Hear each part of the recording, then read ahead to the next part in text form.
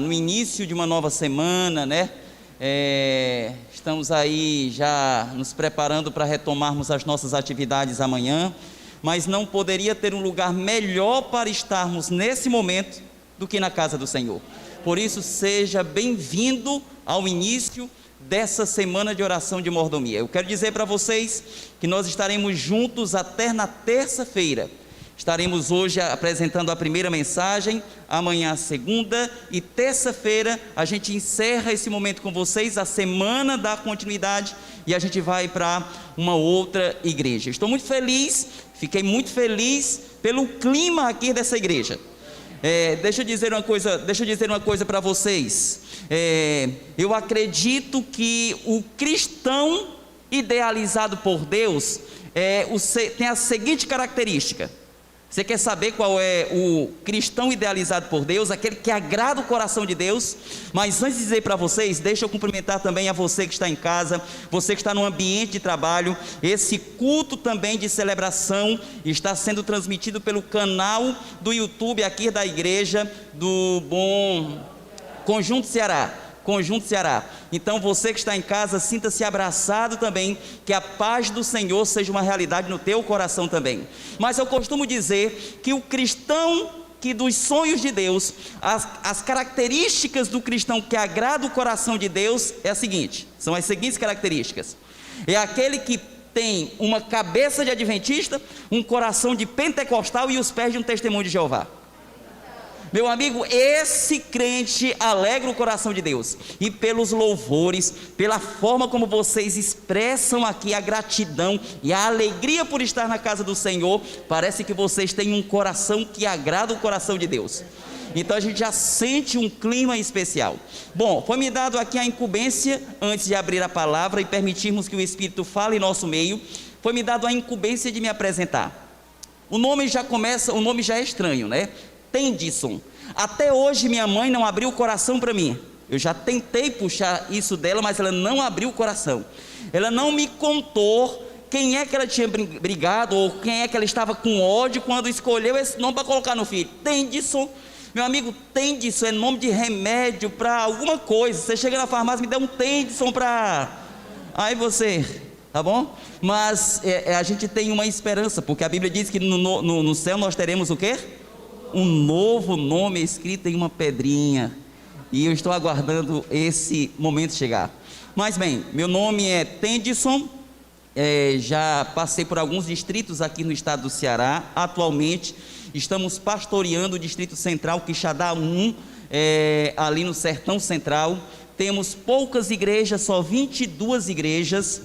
Dá para a gente dar assistência legal durante o mês para todas as igrejas, mas é um desafio, mas estamos felizes ali no distrito de Quixadá 1, e estamos felizes porque esses 3 dias estaremos juntos aqui abrindo a palavra e sendo apenas um garçom aonde iremos servir espiritualmente a igreja.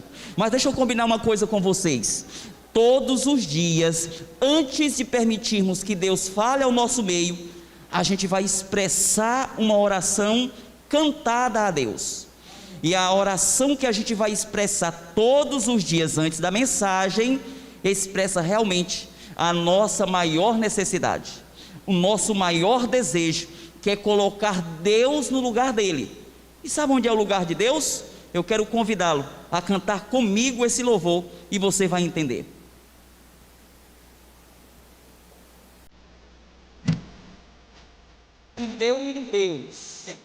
Deus em primeiro lugar.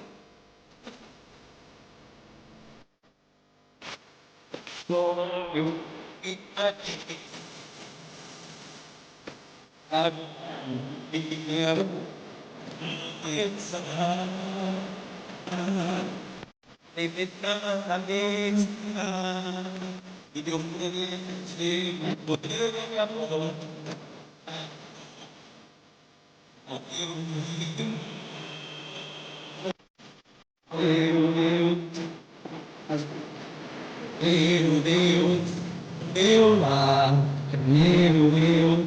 eu mandei, meu Deus, eu parar, em mim, em resposta ao tudo viver. Eu vou dizer que legal vou ter.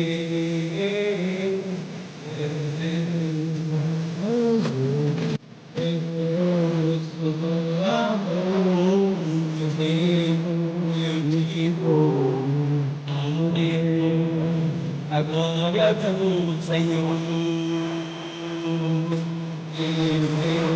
a minha vida, meu Deus, o meu lar, meu Deus, o meu agir, meu Deus, o meu lar, onde vou, a glória do Senhor.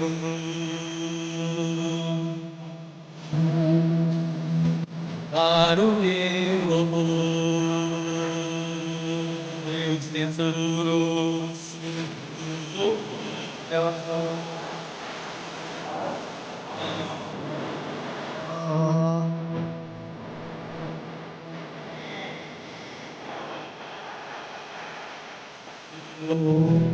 Amém. Essa é a oração que será cantada todas as noites antes de iniciarmos a nossa mensagem, ok?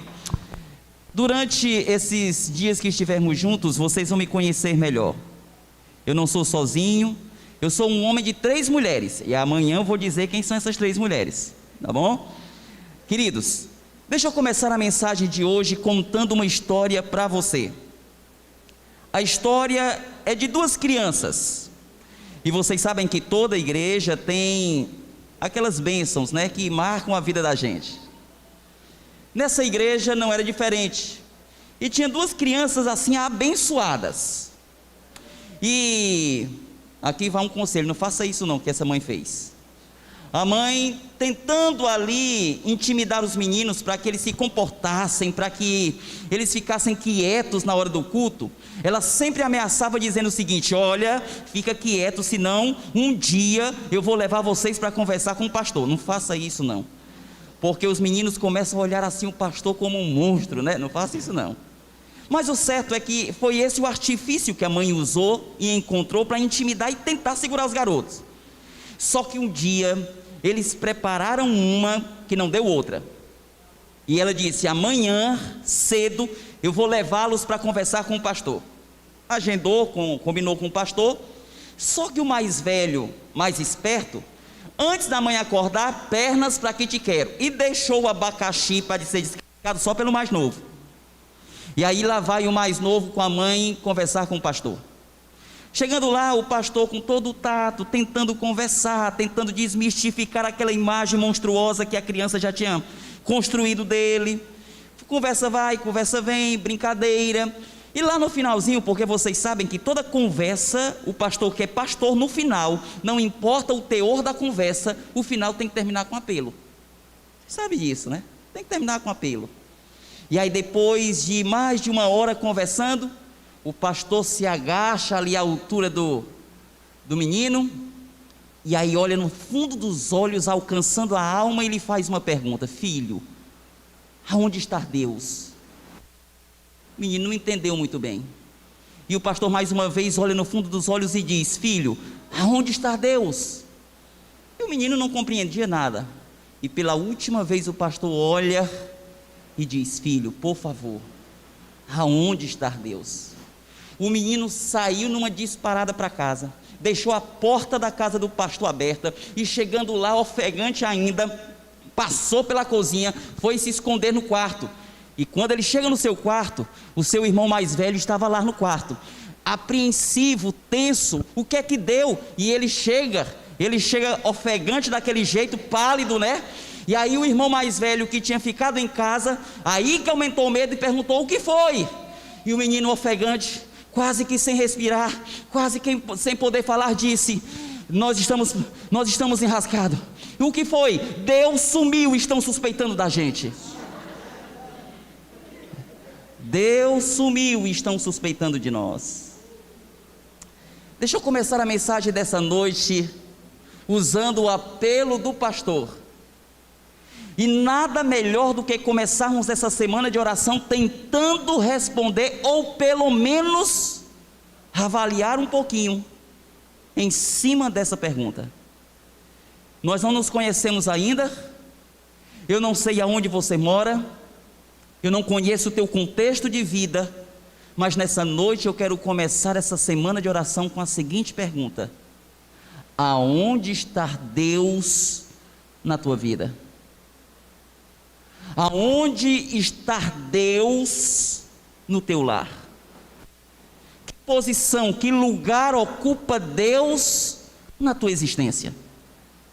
Eu escolhi nessa noite meditar na história de duas personagens. Vocês sabem que a Bíblia, ela tem 1189 capítulos, 31.102 versículos, e nessa narrativa nós nos deparamos com cada história linda, né?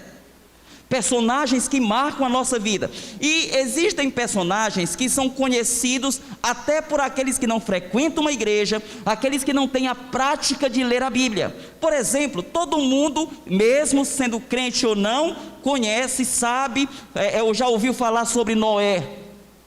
É um personagem bastante conhecido por conta do dilúvio. Todo mundo, crente ou não crente, já ouviu falar sobre Sansão por conta da sua força. Todo mundo, crente ou não crente, conhece Davi, a pérola dos salmos, o Salmo 23.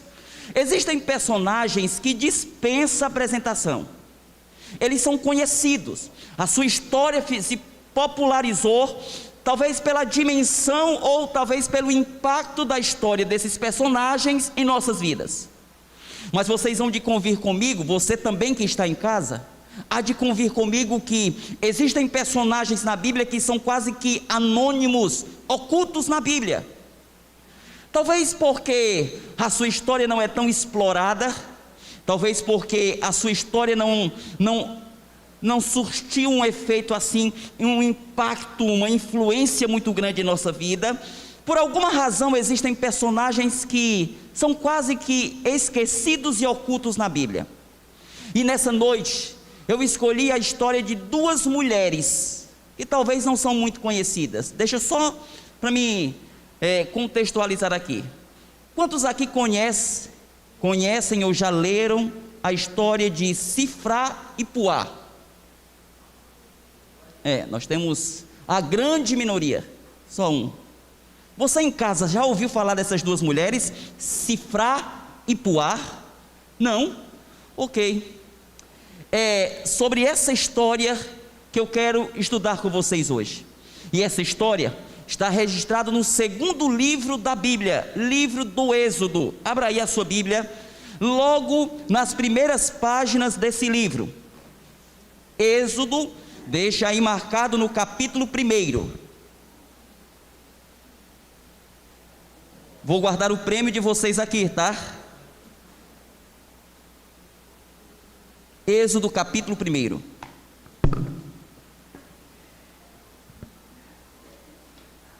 A história dessas duas mulheres vai nos deixar uma lição preciosa para cada um de nós no início dessa jornada, no início dessa caminhada. Êxodo capítulo 1.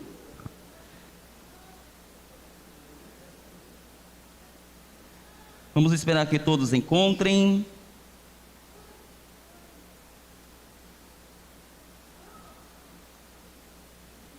Todos encontraram? Quem encontrou diz amém. Quem não encontrou diz assim, espere um pouco. Então todos encontraram. Muito bem. Livro do Êxodo, capítulo 1. Para que a gente entenda melhor a história de Sifrá e Puá, eu preciso colocá-los dentro do contexto, eu preciso colocá-los dentro da narrativa bíblica. Vocês sabem que o povo de Israel adentrou ali o Egito e passou aproximadamente 430 anos no Egito. Houve um período quando José era vivo, e quando ele, pela misericórdia de Deus, foi eleito, escolhido, selecionado como governador do Egito, o povo tinha uma condição privilegiada. Só que chega um momento onde José, a Bíblia diz que José e toda aquela geração morre, e assume um novo faraó, assume um novo rei, que assume convicto e seguindo uma decisão. Vamos deixar que a Bíblia descreva isso? Veja aí a partir do versículo 6, capítulo 1, verso 6, diz assim a palavra do Senhor: faleceu José e todos os seus irmãos e toda aquela geração, mas os filhos de Israel foram quê? Fecundos, e aumentaram muito, e se multiplicaram, e grandemente se fortaleceram, de maneira que a terra se encheu deles. Aqui vai uma primeira lição. O desejo de Deus, o projeto de Deus para o seu povo sempre foi esse: que o seu povo cresça, que o seu povo se multiplique, e que seu povo seja um povo forte, um povo que se fortaleça dia após dia. Mas esse projeto de Deus para com seu povo sempre irritou o inimigo, e o inimigo sempre se utilizou de artifícios para impedir que isso acontecesse. A história diz que o povo, pela bênção de Deus, crescia, se multiplicava e se fortalecia. Versículo 7 diz assim: mas os filhos de Israel foram, verso 8: entrementes se levantou novo rei sobre o Egito, que não conhecera a José. Ele disse ao seu povo: eis que o povo dos filhos de Israel é mais numeroso e mais forte do que nós. Eia, usemos de astúcia para com eles, para que não se multipliquem, e seja o caso que, vindo a guerra, eles se ajuntem com os nossos inimigos, peleje contra nós, e faça o quê? Saia da terra. Até aí não fecha mais a tua Bíblia desse capítulo 1. A história diz que José morreu, e o novo faraó assume. E este novo faraó assume com uma convicção: apagar tudo aquilo que José havia feito para a sua terra. Não é que ele não conhecia, ele não ouvia, ele não tinha ciência do que José tinha feito, não. Ele simplesmente estava decidido a apagar da memória do Egito tudo aquilo, toda a importância e tudo aquilo, todo o serviço que José ofereceu para a sua terra. E aí, queridos, uma coisa chamava a atenção e incomodava esse faraó: era exatamente a multiplicação por conta da bênção do Senhor sobre a vida de Israel, a vida daquele povo. A história diz que o povo crescia, se multiplicava e se fortalecia. O faraó que assume ficou preocupado, e aí ele começou a pensar da seguinte maneira: espera ainda, esse povo está crescendo demais, esse povo está tomando espaço demais, a gente tem que cuidar, para que de repente, se houver uma guerra, eles não se juntem com os nossos inimigos e assumam o domínio da terra.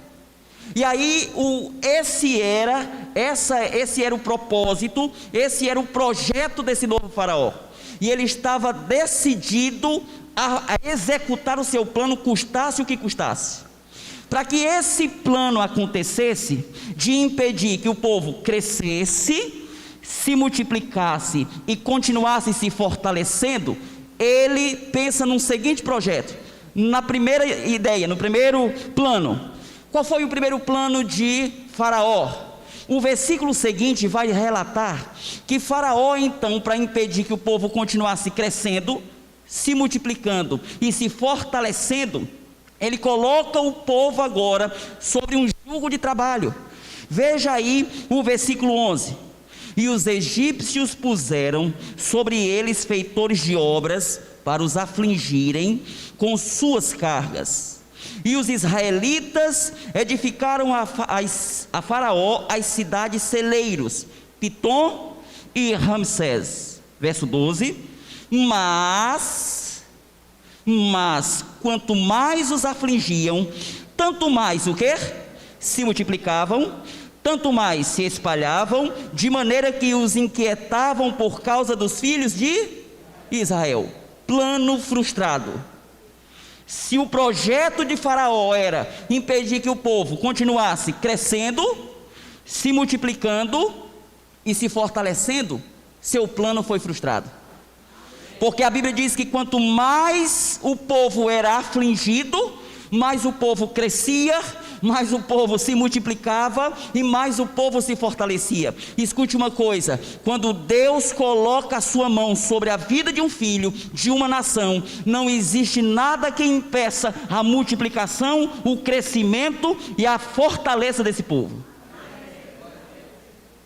O inimigo, ele pode bolar estratégias para impedir isso, e Faraó foi frustrado. Seu plano deu errado. Mas lembram vocês? Ele estava decidido a impedir que o povo continuasse crescendo. E ele fica pensando: pera ainda, eu tenho que encontrar uma outra forma de impedir que esse povo continue crescendo, se multiplicando e se fortalecendo. Aí vem a segunda estratégia. Já que a primeira foi frustrada, Faraó então pensa no segundo plano. E qual foi o segundo plano? É no segundo plano de Faraó que aparecem então as duas personagens que são quase que anônimas, ocultas no relato bíblico: Sifrá e Puá. O versículo 15 diz o seguinte: o rei do Egito ordenou as parteiras hebreias, das quais uma se chamava Sifrá e a outra Puá. Olha que interessante o significado dos nomes dessas mulheres. Antigamente, na cultura hebraica, não se dava um nome para um filho porque tinha uma fonética interessante. Tendson, olha a pronúncia, que legal, então vai ser Tendson. Não. Naquela época, se dava um nome para um filho ou para uma filha, pensando no significado daquele nome. Sifrá e Puá. Sifrá quer dizer beleza. O significado da palavra do nome Sifrá é beleza. E o significado do nome Puá é esplêndida. Veja que significados lindos para colocar esses nomes nos filhos, né? Como é o nome da sua filha? Sifrá. Eu tenho duas filhas. Uma se chama Radassa e a outra Áquisa. São nomes bíblicos.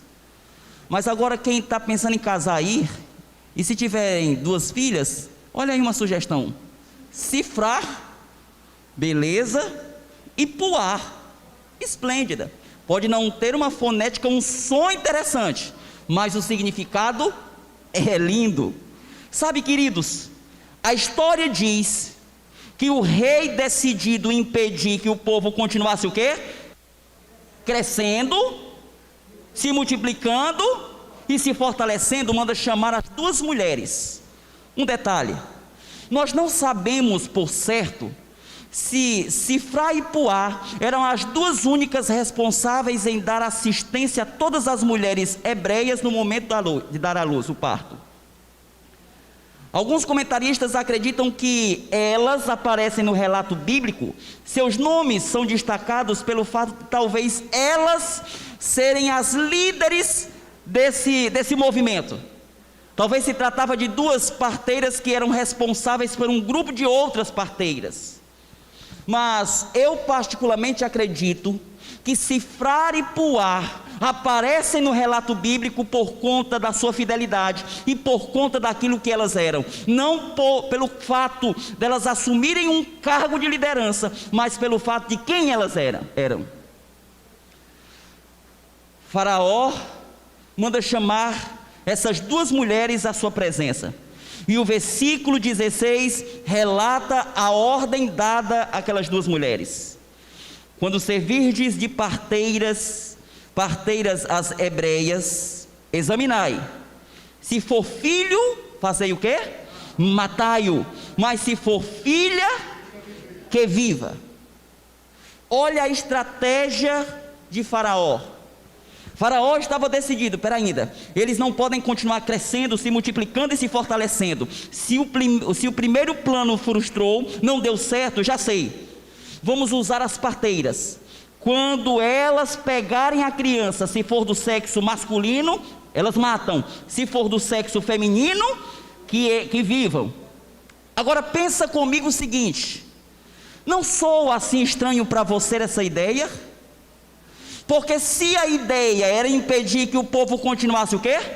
Crescendo, se multiplicando e se fortalecendo, a lógica era matar ao invés dos meninos, quem? As meninas. Se a ideia era impedir que o povo continuasse progredindo, se o povo continuasse crescendo, a ideia era matar os meninos. As meninas e não os meninos. Existe um escritor muito conhecido, Flávio Joséfo. Ele escreveu um livro chamado A História dos Hebreus. E nesse livro, esse historiador diz assim, essa ordem de Faraó às mulheres hebreias, as duas parteiras, Sifra e Puá, foi movida a ordem, orientação de um escriba que Faraó tinha. E Flávio Joséfo, nesse livro, A História dos Hebreus, ele diz o seguinte: um dos escribas de Faraó lhe relatou que, naquele mesmo tempo, deveria nascer um menino entre os hebreus, cuja vida seria admirada por todo mundo, pois aumentaria a glória de sua nação e humilharia o Egito, e cuja reputação do menino seria imortal. Queridos, sabe por que Faraó ordenou que aquelas mulheres matassem os meninos ao invés das meninas? Porque por trás daquela ordem estava um intento satânico para impedir que o projeto de Deus fosse concretizado. O inimigo de Deus sabia que dentre o povo nasceria um menino que teria o nome de Moisés, e que através desse menino Deus se utilizaria dele para fazer um processo de libertação daquela nação. Ellen White comenta esse episódio no livro Patriarcas e Profetas, a página 242, dizendo o seguinte: Satanás foi o instigador desta ordem: matem os meninos. Sabia que um libertador deveria se levantar entre os israelitas, e levantando o rei a destruir seus filhos, esperava frustrar o propósito de Deus.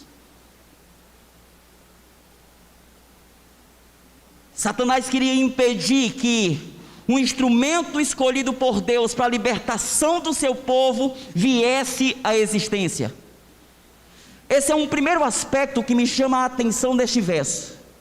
Às vezes a gente faz uma leitura muito rápida e a gente não se atenta aos detalhes. O primeiro detalhe que me chama a atenção nesse verso é exatamente isso. Por trás daquela ordem estava Satanás para levar o plano divino, que seria se utilizar de Moisés para libertar o povo, fosse frustrado. Mas vocês conhecem a história, eu não tenho tempo para me entrar nos pormenores da história. Eu quero já passar para o segundo elemento que me chama a atenção nesse verso. Sabe qual é o segundo elemento? Queridos, o inimigo ele se utiliza de uma astúcia tremenda para tentar usurpar uma dádiva que Deus tinha conferido àquelas mulheres. Vocês sabem que naquele tempo não havia faculdade. Aquelas mulheres não tinham nenhuma formação médica. Aquela habilidade de poder auxiliar as hebreias no momento único na vida, que é o momento de dar à luz, foi um dom que Deus conferiu àquelas mulheres. Elas não frequentaram uma escola de enfermagem, elas não foram orientadas por um obstetra, elas simplesmente receberam de Deus, para suprir uma necessidade presente do seu povo, a habilidade, o dom, a arte de ajudar, no momento mais lindo e único das mulheres, ajudar a dar à luz. As primeiras mãos que pegavam os meninos hebreus eram as mãos daquelas mulheres. Agora veja a astúcia do inimigo. O inimigo quer usurpar na vida daquelas mulheres o dom que Deus lhe confiara. E deixa eu fazer um apelo já caminhando para a parte final dessa mensagem. Hoje o inimigo não trabalha de forma diferente. O inimigo hoje, ele tenta usurpar na vida de muitos aquilo que Deus lhe confiou. Deus confiara àquelas mulheres o dom, e Deus confiou a elas esse dom para que elas tivessem um cheiro de vida para aquela nação e não um cheiro de morte. Elas passaram a ser temidas agora pela usurpação do talento. E é exatamente isso que o inimigo tem tentado fazer nessa geração. Quantas e quantas pessoas têm recebido de Deus dons lindos, o dom de cantar para enaltecer, engrandecer e adorar e glorificar o nome de Deus. Quantas pessoas têm recebido de Deus recursos para adorar a Deus com os recursos, para avançar a obra da pregação do Evangelho, para edificar a casa do Senhor. Meus queridos irmãos, nunca caiam no engano de usar os seus dons, usar os seus talentos, usarem os seus recursos, usarem a vida de vocês a favor de Faraó e nem tampouco para promover as coisas do Egito. Falar de mordomia não se restringe apenas ao ato de você ser fiel no aspecto da adoração, nos dízimos e nas ofertas. Se você vai para o livro Nisto Cremos, que descreve as 28 doutrinas da igreja, você vai ver que as crenças fundamentais da igreja, você vai ver que a 21ª crença fundamental, que está dentro da 5ª doutrina da igreja, fala sobre a mordomia. E lá na página 323, você vai ver que a definição que se dá à mordomia é o sábio uso do talento, do tempo, das oportunidades, das habilidades e dos recursos que Deus coloca em suas mãos. Há muita gente que tem sido fiel a Deus, tem sido um adorador, um mormão fiel no aspecto do recurso financeiro, no aspecto da adoração nos dízimos e nas ofertas, mas mesmo sendo fiel, mesmo se preocupando neste aspecto, continua ainda infiel. A gente vive em dias difíceis. Se você vai para algumas igrejas, eu sei que aqui não acontece isso, e talvez eu esteja falando para alguém aí em outro estado, ou quem sabe aqui também, mas em algumas igrejas adventistas mesmo, numa quarta-feira você vai e fica procurando o povo. Cadê o povo? Você encontra 3, 4. Você vai no domingo à noite, os bancos continuam vazios, e você pergunta, e muitos, o argumento que usam para justificar a sua ausência é: pastor, e falta tempo. De fato, eu sei que a gente vive num mundo que conspira contra a nossa adoração, conspira contra a nossa intimidade com Deus. Mas nessa noite, durante essa semana, você e eu seremos desafiados a pararmos para refletir como está a nossa vida. Se Deus é o primeiro, se Deus está sentado no trono do nosso viver, nós não podemos viver uma vida tão sobrecarregado, tão absorvido das coisas desse mundo. Na Bíblia, eu aprendo que os homens que mais fizeram por Deus nessa terra foram aqueles que mais pensaram no céu. E hoje o que falta na vida de muitos é tempo. Eu não tenho tempo. E se você não tem tempo para adorar a Deus como Ele deve ser adorado, deixa eu lhe dizer uma coisa: você está mais ocupado do que Deus espera que você esteja. O inimigo, ele tentou através de Faraó usurpar o dom, o talento que Deus havia conferido àquelas 2 mulheres, para que aquele talento, para que aquele cheiro de vida pudesse se reverter e pudesse ser utilizado agora a serviço de Faraó e para promover as coisas do Egito. Em nome de Jesus, eu não sei qual é o teu talento, eu não sei qual é o dom que Deus tem te confiado. Uma coisa eu sei, pelo menos um dom, um talento Deus te deu. A pergunta é: como você tem utilizado esse dom? Os recursos que Deus tem colocado em tuas mãos, você tem usado para promover as coisas do Egito, a serviço de Faraó, ou para promover o reino? O teu tempo. Gente, Deus vai cobrar o dízimo do nosso tempo. Como é que você tem utilizado o seu tempo? Essa semana é para a gente refletir.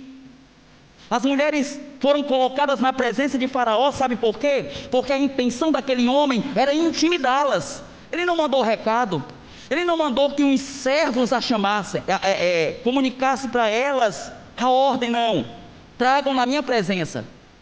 E naqueles dias, desobedeceram uma ordem de Faraó. Era certeza de uma coisa. Sabe de quê? Da própria morte. Desobedecer a ordem de Faraó era uma sentença de morte. Mas diante dessa ordem, qual foi a postura daquelas mulheres? Veja aí no verso que se segue, verso 17. As parteiras, porém, temeram a Deus e não fizeram como lhes ordenara o rei do Egito, antes deixaram viver os meninos. Olha, queridos, que coisa! Eu enxergo no versículo 17 algumas qualidades que essas mulheres tinham. Meu amigo, desobedecer a ordem de Faraó era para quem tinha coragem. E eu vejo a primeira virtude nessas duas mulheres: eram mulheres corajosas. Elas tiveram coragem de se posicionar, dizer não no momento que tinha que dizer não. Não era fácil enfrentar Faraó, era preciso coragem. Uma segunda virtude que eu vejo nessas mulheres era a virtude da obediência. Elas preferiram obedecer a Deus e desobedecer aos homens. Elas preferiam obedecer. E olha que fato interessante. Aquilo que começou apenas como uma perseguição, logo se transformou em uma sentença de morte. Eu não sei se você atentou para esse detalhe no relato. A sentença de morte começou com uma simples perseguição. E deixa eu dizer uma coisa para você que está em casa: a história vai se repetir. Aquilo que começa apenas com uma simples perseguição, mais cedo ou mais tarde vai se reverter em uma sentença de morte. A segunda virtude que eu identifico nessas mulheres é a virtude da obediência. Há uma terceira virtude, a virtude da ousadia. Tinha que ser ousada. E pelo relato bíblico não dá margens para dizer que elas temeram, que elas ficaram com medo. Meu Deus, e agora? Vamos dizer, o homem chamou a gente na sala dele. Não, elas foram ousadas. Mas eu encerro a mensagem dessa noite destacando a virtude das virtudes e dizendo para você o seguinte: elas só foram corajosas, elas só tiveram ousadia, e elas só obedeceram a Deus por conta de um detalhe: elas eram possuidoras da virtude que Deus espera que todo crente tenha. E é essa virtude que gera no coração de um crente o verdadeiro espírito de um adorador: ser fiel. Você conseguiu identificar que virtude era essa? E alguém já falou aqui. Que virtude era essa? Elas temeram a Deus. Elas só tiveram coragem, só foram obedientes, só foram ousadas porque elas temeram a Deus. E eu quero dizer para você nessa noite o seguinte: para ser fiel a Deus, quer seja nos dízimos, quer seja na adoração das ofertas, quer seja na vida familiar, quer seja na comunhão com Deus, quer seja em todos os aspectos que Deus espera que sejamos, tem que temer a Deus. E Deus tem te chamado para estar aqui. Deus vai te incomodar amanhã através do seu Santo Espírito para você estar aqui. Eu sei que a dinâmica do dia a dia é complicado. Todos aqui trabalham, têm as suas atividades, mas eu vou estar orando por você, e o Espírito Santo vai te incomodar, porque amanhã à noite Deus tem mais um recado para o teu coração. Aquelas mulheres temeram a Deus, e Deus tem chamado uma igreja, Deus tem levantado uma geração para temê-lo em meio a um mundo que tem perdido o temor de Deus. Deus tem levantado famílias, Deus tem levantado uma igreja, Deus tem levantado vidas para temerem a Deus em meio a uma geração que já perdeu o temor do Senhor. Não é à toa que Salomão já havia dito no livro de Provérbios o valor de uma vida que teme ao Senhor. A suma de tudo é: temei a Deus e dai-lhe glória, temei a Deus e guarde os seus mandamentos. No final da Bíblia, em uma das mensagens que essa igreja que teme a Deus, que Deus levanta, que tem que pregar nos últimos dias, diz o seguinte: temei a Deus, Apocalipse 14, verso 6, temei a Deus e dá-lhe glória. Deus está buscando uma igreja, Deus está buscando um povo, Deus está buscando famílias que o temam. E nessa noite, nessa primeira mensagem, eu quero lhes dizer que uma vida triste, uma vida que tem tudo para dar errado, só é capaz de mudar o quadro mediante o temor do Senhor. Quer sair da tristeza para a alegria? Coloque Deus em primeiro lugar. Coloque Deus no centro da tua vida. E se você temê-lo, Deus fará proezas. A história termina nos versículos que seguem, 18, 19 e 20, dizendo e repetindo a expressão: e porque as mulheres temeram a Deus, Deus lhe constituiu família. Nós vamos ouvir um último louvor. Enquanto esse louvor estiver sendo cantado, eu vou estar orando por você também que acompanha ao vivo, ou que posteriormente terá acesso a essa live. Eu vou estar orando para que o Espírito Santo lhe incomode, para que você reflita a respeito do temor do Senhor, para que nessa noite saiamos daqui pensando: meu Deus, como está o meu temor? Como eu tenho visto, em que lugar Deus tem ocupado na minha vida? E se nessa noite você deseja sair daqui renovando a sua decisão: eu vou colocar Deus no primeiro lugar na minha vida, eu quero temer a Deus, eu quero buscar a Deus, eu quero ser fiel a Deus de forma corajosa, ousada e obediente como essas mulheres. Se você deseja, enquanto o louvor estiver sendo cantado, eu quero lhe convidar a se colocar de pé. Não precisa de pressa, pode soltar o playback. Ela vai começar a louvar, e enquanto ela estiver louvando, permita que o Espírito Santo te leve a pensar, a avaliar como está o temor de Deus em tua vida. E se nessa noite você quer declarar: eu quero ser um cristão que teme ao Senhor em meio a uma geração que tem perdido esse temor, enquanto o louvor estiver sendo cantado, eu estarei orando por você, e você pode ficar de pé.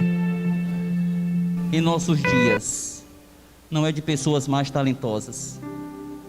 O que a Igreja Adventista do Sétimo Dia mais precisa nestes últimos dias da história da humanidade nessa terra não é de mais recursos. O que Deus e a Igreja mais precisa é de adoradores que temam mais a Deus. Sabe, quando a gente fala sobre a libertação do povo do Egito, qual o primeiro nome que te vem à cabeça? Quando se fala em libertação da escravidão egípcia, qual o primeiro nome que te vem à mente? Moisés. Mas escute uma coisa: Moisés só aparece no capítulo 2.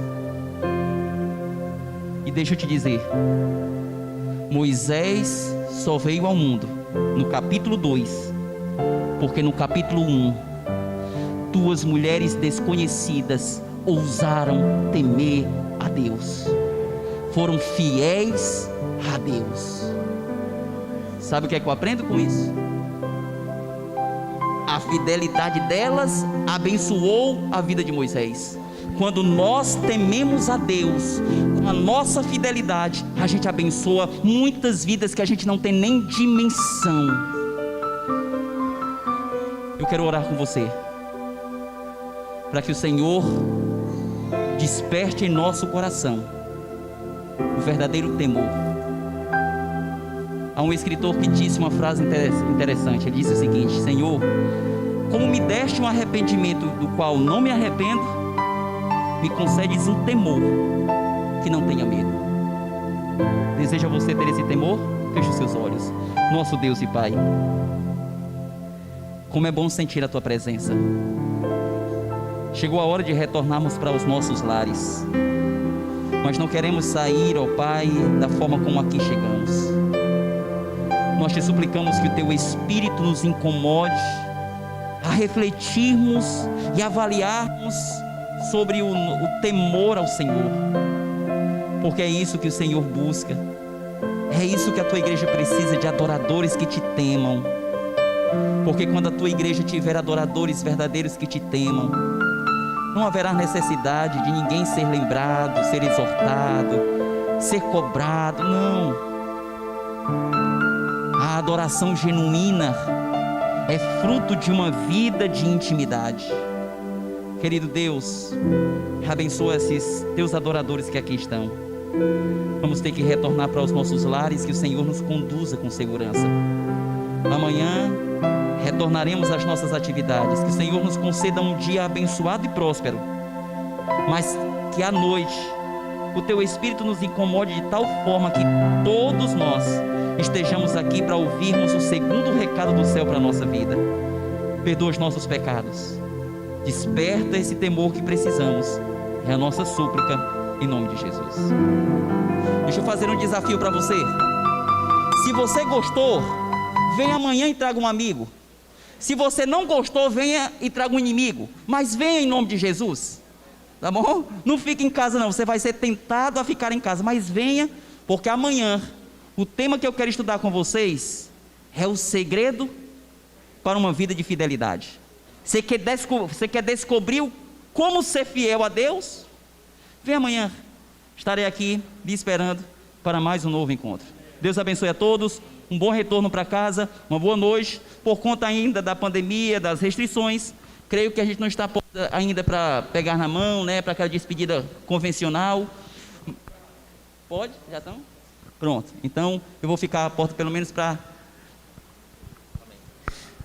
Amém. O pastor vai estar ali à porta para cumprimentar a membresia, e amanhã 19h15, tá bom? Nós já vamos estar aqui mais cedo, vamos começar os pedidos de oração e vai ser muito bom. Deus abençoe, boa noite a todos, tá bom? Os amigos da internet, muito obrigado, compartilhem o link e amanhã 19h15, amém.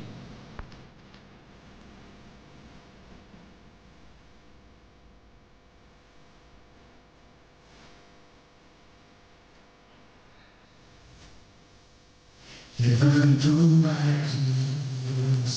a cruz de Jesus, o seu nome,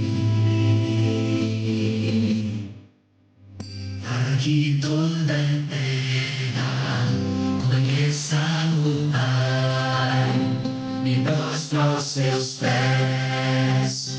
Cristo um dia se fez homem, vencendo a morte com poder